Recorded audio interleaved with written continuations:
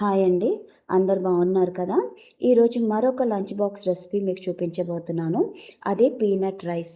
ఇది పిల్లలకి లంచ్ బాక్స్లో పెట్టొచ్చు, లేదా మధ్యాహ్నం మనం భోంచేసేటప్పుడు అన్నం చల్లగా అయిపోతే ఈ విధంగా చేసుకొని మనము తినొచ్చు.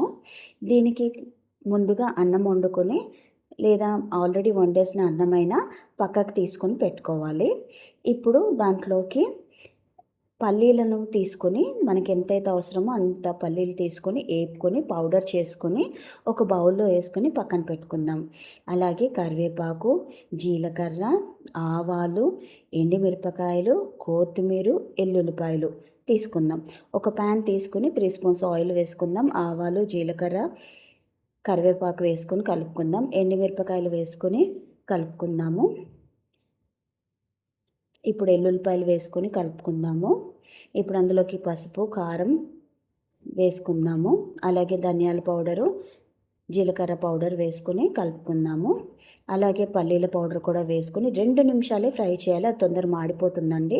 ఇప్పుడు పక్కన పెట్టుకున్న రైస్ అందులో వేసి కొత్తిమీర వేసుకొని ఉప్పు వేసుకొని బాగా కలుపుకుంటే ఎంతో రుచికరమైన పీనట్ రైస్ రెడీ అయిపోయినట్టే. దీని మీద నిమ్మకాయ స్క్వీజ్ చేసుకొని సర్వ్ చేసుకుంటే ఎంతో రుచిగా ఉంటుంది, చాలా త్వరగా కూడా